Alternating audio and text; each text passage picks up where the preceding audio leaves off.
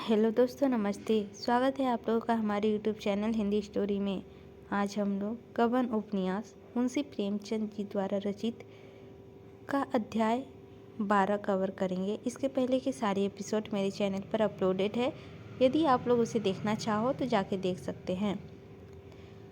तो चलिए बिना लेट किए हुए शुरू करते हैं। मुंशी प्रेमचंद जी द्वारा रचित उपन्यास गबन का 12वां अध्याय।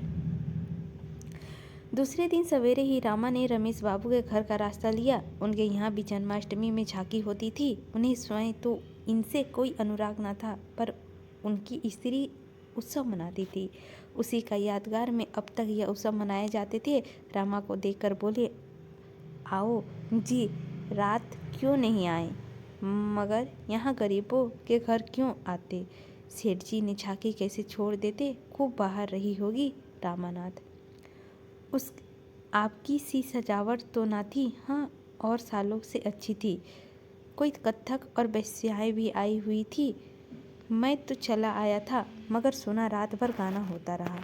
रमेश सेठ जी ने तो वचन दिया था कि वेश्याएं ना आने पावेगी। फिर यह क्या किया? इन मूर्खों के हाथों हिंदू धर्म का सर्वनाश हो जाएगा। एक तो वेश्याओं का नाम यूं ही बुरा, उस पर ठाकुरदारी में छी छी छी। न जाने इन गधों को कब अक्ल आएगी। रामानाथ, वेश्याएं ना हो तो झांकी देखने जाए ही कौन? सभी तो आपकी तरह योगी और तपस्वी नहीं हैं। रमेश, मेरा बस चले तो मैं कानून का यह दुराचार बंद करवा दूं। खैर, फुर्सत तो हो तो आओ, आधा बाजी हो जाए। रामानाथ, और आया किस लिए हूँ? मगर आज आपको मेरे साथ जरा सरफराज के पास चलना होगा। यूं कई बड़ी बड़ी कोठियों में मेरा परिचय है, मगर आपके रहने से कुछ और ही बात होगी।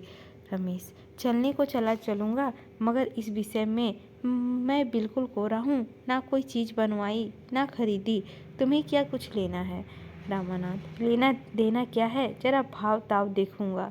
रमेश, मालूम होता है घर में फटकार पड़ी है। रामानाथ, जी बिल्कुल नहीं, वह तो जेवरों के नाम तक नहीं लेती। मैं कभी पूछता भी हूँ तो मना करती है, लेकिन मेरा कर्तव्य भी तो कुछ है। जब से गहने चोरी चले गए, एक चीज़ भी नहीं बनी। रमेश, मालूम होता है कमाने का ढंग आ गया। क्यों ना हो, कस्से के बच्चे हो, कितने रुपए जोड़ लिए? रामानाथ, रुपए किसके पास है? वादे पर लूँगा। रमेश, इस खक्त पर ना पड़ो। जब तक रुपए हाथ में ना हो, बाजार की तरफ जाओ ही मत। गहनों से तो बुढ़े नई बीबियों का दिल खुश किया करते हैं। उन बेचारों के पास गहनों के सिवा होता ही क्या है? जवानों के लिए और बहुत से लटके हैं। यूँ मैं चाहूँ तो 2-4 हजार का माल दिलवा सकता हूँ, मगर भाई खर्च की लत बुरी है। रामानंद, मैं तो 2-3 महीने में सब रुपए चुका दूंगा। अगर मुझे इनका विश्वास न होता तो मैं जिक्र ही न करता। रमेश, तो 2-3 महीने और सब्र क्यों नहीं कर जाते? कर्ज से बड़ा पाप दूसरा नहीं, न इनसे बड़ी विपत्ति दूसरी है। जहाँ एक बार धड़का खुला कि तुम आए दिन सरफराज की दुकान पर खड़े नजर आओगे। बुरा न मानना, मैं जानता हूँ तुम्हारी आमदनी अच्छी है, पर भविष्य के भरोसे पर ना चाहे तो काम करो, लेकिन कर्ज कभी मत लो। गहनों का मर्ज ना जाने इस दरिद्र देश में कैसे फैल गया। जिन लोगों के भोजन का ठिकाना नहीं, वे भी गहनों के पीछे प्राण देते हैं। हर साल अरबों रुपए केवल सोना चांदी खरीदने में व्यय हो जाते हैं। संसार के और किसी देश में इन धातुओं में इतनी खपत नहीं, तो बात क्या है? उन्नत देशों का धन व्यापार में लगता है, जिससे लोगों का परिवेश होती है और धन बढ़ता है। यहाँ धन सिंगार में खर्च होता है, उससे उन्नति और उपकार की जो महान शक्तियाँ हैं, उन दोनों में ही अंत हो जाती है। बस यही समझ लो कि जिन देश में लोग जितने ही मूर्ख होंगे, वहाँ जेवर का प्रचार उतना ही अधिक होगा। यहाँ तो खैर नाक कान छिदाकर ही रह जाते हैं, मगर कई ऐसे देश हैं जहाँ होठ छेदकर लोग गहने पहनते हैं। रमा ने कौतूहल से कहा, याद नहीं आता, पर शायद अफ्रीका हो। हमें यह सुना अचंभा होता है, लेकिन अन्य देश वालों के लिए कान नाक का छिदाना कुछ कम अचंभे की बात होगी।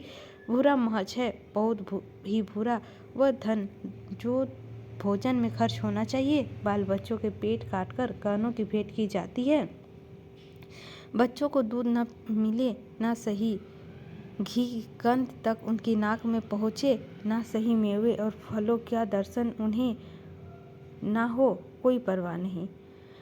न देवी जी गहने जरूर पहनेगी और स्वामी जी गहने जरूर पहनेंगे। 10-10, 20-20 रुपए पाने वाले कलर को देखता हूँ जो सड़ी हुई कोठरियों में पशुओं की भांति जीवन काटते हैं। उन्हें सवेरे से जलपान तक में स्पर्श नहीं होता, उन पर भी गहनों की सनक सवार रहती है। इस प्रथा से हमारा सर्वनाश होता जा रहा है। मैं तो कहता हूँ कि गुलामी और पराधीनता से कहीं बढ़कर है। इसके कारण हमारा कितना आध्यात्मिक, नैतिक, दैहिक, आर्थिक और धार्मिक पतन हो रहा है, इसका अनुमान ब्रह्मा जी भी नहीं कर सकते। रामानंद, मैं तो समझता हूँ कि ऐसे कई देश नहीं जहाँ स्त्रियाँ गहने ना पहनती हो। क्या यूरोप में गहनों का रिवाज नहीं है? रमेश, तो तुम्हारा देश यूरोप तो नहीं है? वहाँ के लोग धनी हैं, वह धन लुटाए तुम्हें शोभा देता है। हम दरिद्र हैं, हमारी कमाई का एक पैसा भी फजूल खर्च होना चाहिए। रमेश बाबू इस विवाद में शतरंज भूल गए। छुट्टी के दिन था ही 2-4 मिलने वाले और आ गए। रामानंद चुपके से घसी खाया और बहस की एक बात ऐसी थी जो उसके दिल में बैठ गया। उधार गहने लेने का विचार उसके मन से निकल गया। कहीं वह जल्दी रुपया ना चुका सका तो कितनी बड़ी बदनामी होगी। सराट तक गया अवश्य, पर किसी दुकान पर जाने की साहस ना हुआ। उसने निश्चय किया, अभी 2-3 महीने तक गहनों का नाम ना लूँगा। वह घर पहुँचा तो 9 बज गए थे। दयानंद ने उसे देखा, पूछा, आज सवेरे सवेरे कहाँ चले गए थे? रामानंद, जरा बड़े बाबू से मिलने गया था। दयानंद, घंटे आधे घंटे के लिए पुस्तकालय क्यों नहीं चला जाया करते?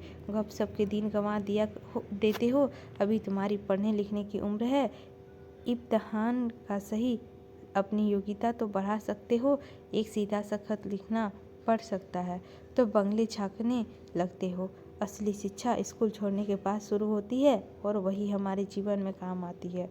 मैंने तुम्हारे विषय में कुछ ऐसी बातें सुनी हैं जिससे मुझे बहुत खेद हुआ है और तुम्हें समझा देना चाहता हूँ कि अपना धर्म समझता हूँ। मैं यह हरगिज़ नहीं चाहता कि मेरे घर में हराम की एक कौड़ी भी आए।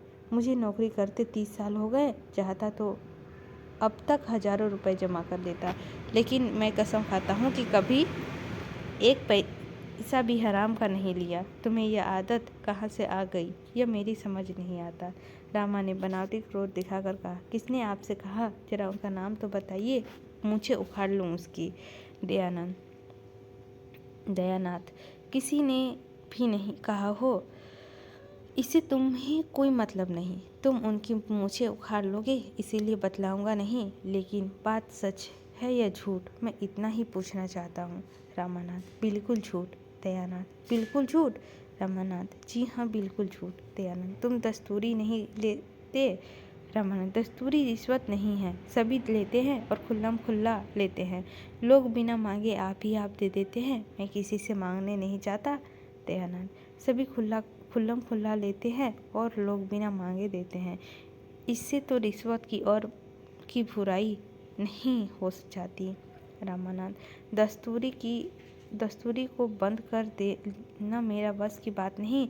मैं खुद ना लूँ, लेकिन चारपाई और मोहरिम का हाथ तो नहीं पकड़ सकता। 8-8, 9-9 पाने वाले नौकर अगर ना ले तो उनका काम ही नहीं चल सकता। मैं खुद ना लूँ तो उन्हें नहीं रोक सकता। दयानाथ ने उदासीन भाव से कहा, मैंने समझा दिया, मानने का अधिकार तुम्हें है। यह कहते हुए दयानाथ दफ्तर चले गए। रामा के मन में आया, साफ कह दे, अपने निष्पय बनकर क्या कर लिया। जो मुझे दोष दे रहा है, हमेशा पैसे के मोहताज लिया है। लड़कों को पढ़ा लिखा ना सके, जूते कपड़े तक ना पहना सके, यह डींग मारना तब शोभा देता है जब तक की नीयत भी साफ रहती और जीवन भी सुख से कटता। रामा घर में गया तो माता ने पूछा, आज कहाँ से चले गए बेटा? तुम्हारे बाबूजी इसी पर बिगड़ रहे थे। रामानंद, इस पर तो नहीं बिगड़ रहे थे। हाँ, उपदेश दे रहे थे कि दस्तूरी मत लिया करो, इससे आत्मा दुर्बल होती है और बदनामी होती है। जागेश्वरी, तुमने कहा नहीं, अपने बड़ी ईमानदारी की तो कौन से झंडे गाड़ दिए, सारी जिंदगी पेट पालते रहे। रामानाथ, कहना तो चाहता था पर चिढ़ जाते। जैसे आप कोड़ी कोड़ी को मोहताज रहें, वैसे मुझे भी बनाना चाहते हैं। आपको लेने का शऊर तो है नहीं। जब देखा कि यहाँ दाल नहीं गलती तो भगत बन गए। यहाँ ऐसे घूंगा बसंत नहीं है। बनियों के रुपए ऐंठने के लिए अक्ल चाहिए, दिल लगी नहीं है। जहाँ किसी ने भगत पान किया तो मैं समझ गया बुद्धू है, लेने की तमीज नहीं। क्या करे बेचारा, किसी तरह आंसू तो पूछे। जागेश्वरी, बस बस यही बात है बेटा, जिसे लेना आवेगा वह जरूर लेगा। इन्हें तो घर में कानून बरतना आता है और किसी के सामने बात तो मुंह से निकलती नहीं। रुपए निकाल लेना तो मुश्किल है। रामा दफ्तर से जाते समय ऊपर कपड़े पहनने गया तो जल्पा ने उसे 3 लिफाफे डाक में छोड़ने के लिए दिए। इस वक्त उसमें तीनों लिफाफे जेब में डाल लिए, लेकिन रास्ते में इन्हें खोलकर चिट्ठियाँ पढ़ने लगा। चिट्ठियाँ क्या थी? विपत्ति की वेदना की करुण विलाप था, जो उसने अपने तीनों सहेली को सुनाया था। तीनों के विषय एक ही था, केवल भाव में अंतर था। जिंदगी पहाड़ हो गई है, न रात को नींद आती है न दिन को आराम। पतिदेव को प्रसन्न करने के लिए कभी कभी हंस बोल लेती हूँ, पर दिल हमेशा रोया करता है। ना किसी के घर जाती हूँ ना किसी को मुंह दिखाती हूँ। ऐसा जान पड़ता है यह शौक मेरी जान लेके ही छोड़ेगा। मुझसे वादे तो रोज़ किए जाते हैं, रुपए जमा हो रहे हैं, सोनार ठीक किया जा रहा है, डिजाइन तय किया जा रहा है, पर यह सब धोखा है और कुछ नहीं। रामा ने तीनों चिट्ठियाँ जेब में रख ली। डाकखाना सामने से निकल गया, पर उसने उन्हें नहीं छोड़ा नहीं। यह अभी तक यही समझती थी कि मैं इसे धोखा दे रहा हूँ। क्या करूँ, कैसे विश्वास दिलाऊं? अगर अपना बस होता तो इसी वक्त आभूषणों के टोकरे भर भर जल्पा के सामने रख देता। उसे किसी बड़े सरफराज की दुकान पर ले जाकर कहता, तुम्हें जो जो चीज़ें लेनी हो ले लो। कितनी अपार वेदना है, जिसके विश्वास की भी अपहरण कर लिया है। उसको आज तक चोट का सच्चा अनुभव हुआ, जो उसकी झूठी मर्यादा की रक्षा में उसे पहुंचाई थी। अगर वह जानता उस अभिनय का यह फल होगा तो कदाचित अपनी डींगों का पर्दा खोल देता। क्या ऐसी दशा में भी जब जल्पा इस शोक तप से फूकी जा रही थी, रमा को कर्ज लेने में संकोच करने की जगह थी। उसका हृदय कतार हो उठा। उसने पहली बार सच्चे हृदय से ईश्वर को याचना की, भगवान मुझे चाहे दंड देना, पर मेरी जल्पा को मुझसे मत छीनना। इससे पहले मेरे प्राण हर लेना। उसके रोम रोम में आत्मध्वनि सी निकलने लगी, ईश्वर ईश्वर मेरी दीन दशा पर दया करो। लेकिन उसके साथ ही उसे जल्पा पर क्रोध भी आ रहा था। जल्पा ने क्यों मुझसे यह बात नहीं कही? मुझसे क्यों पर्दा रखा और मुझसे पर्दा रखकर अपनी सहेलियों से यह दुखड़ा रोया? बरामदे में माल तोला जा रहा था, मेज पर पैसे रखे जा रहे थे और रामा चिंता में डूबा बैठा हुआ था। किसने सलाह ले उनसे विवाह ही क्यों किया? सारा दोष उसका अपना था। जब वह घर की दशा जानता था तो क्यों उसने विवाह करने से इनकार नहीं कर दिया? जल्पा ने उसे देखते ही पूछा, मेरी चिट्ठियाँ छोड़ तो नहीं दी? रामा ने बहाना करा, अरे इसकी तो याद ही नहीं रही, जेब में पड़ी रह गई। जल्पा, ये बहुत अच्छा हुआ, ला मुझे दे दो, अब ना भेजूंगी। रामानाथ, क्यों, कल भेज दूंगा। जल्पा, नहीं, अब मुझे नहीं भेजना ही नहीं है। कुछ ऐसी बातें लिख गई थी जो मुझे ना लिखना चाहिए थी। अगर तुमने छोड़ दी होती तो मुझे दुख होता। मैंने तुम्हारी निंदा की थी, यह कहकर वह मुस्कुराई। रामानाथ, जो बुरा है, दगाबाज है, धूर्त है, उसकी निंदा होनी ही चाहिए। जल्पा ने बेअब होकर कहा, तुमने चिट्ठियाँ पढ़ ली क्या? रामा ने निसंकोच भाव से कहा, हाँ, यह कोई अक्षम्य अपराध है। जल्पा कठार स्वर से बोली, तब तो तुम मुझसे बहुत नाराज होगे। आंसुओं के आवेग में जल्पा की आवाज़ रुक गई। उसका सिर झुक गया और झुकी हुई आंखों से आंसुओं की बूंदें आंचल पर फिरने लगी। एक क्षण में उसने स्वर्ग से संभाल कर कहा, मुझसे बड़ा भारी अपराध हुआ है, जो चाहे सजा दो, पर मुझसे अप्रसन्न मत हो। ईश्वर जानते हैं तुम्हारे जाने के बाद मुझे कितना दुख हुआ। मेरी कलम से न जाने कैसी बातें निकल आई। जल्पा जानती थी कि रामा को आभूषणों की चिंता मुझसे कम नहीं है, लेकिन मित्रों से अपनी व्यथा कहती समय बहुधा अपना दुख बढ़ाकर कहते हैं। जो बातें पर्दे की समझी जाती है, उसकी चर्चा करने में एक तरफ का अपमानजनक जाहिर होता है। हमारे मित्र समझते हैं हमसे जरा भी दुराव नहीं रखते और उन्हें अब हमसे सहानुभूति हो जाती है। अपनापन दिखाने की आदत औरतों में कुछ अधिक होती है। रामा जल्पा के आंसू पोंछते हुए बोली, मैं तुमसे अप्रसन्न नहीं हूँ प्रिय। अप्रसन्न होने की तो कोई बात नहीं है। आशा का विलंब की दुर्दशा है। क्या मैं इतना नहीं जानता? अगर तुमने मुझे मना कर दिया होता तो अब तक मैंने किसी न किसी तरह तो एक चीज़ें अवश्य ही बनवा दी होती। मुझसे भूल हुई है या तुमने सलाह ली तो यह तो वैसा ही है जैसे मेहमान को पूछ पूछ कर भोजन दिया जाए। उस वक्त मुझे यह ध्यान न रहा कि संकोच में आदमी इच्छा होने पर भी नहीं करता है। ईश्वर ने चाहा तो तुम्हें बहुत दिनों तक इंतजार न करना पड़ेगा। जल्पा ने संचित नज़रों से देखकर कहा, तो क्या उधार लाओगे? रामानंद, हाँ, उधार लाने की कोई हर्ज नहीं है। जब सूद नहीं देना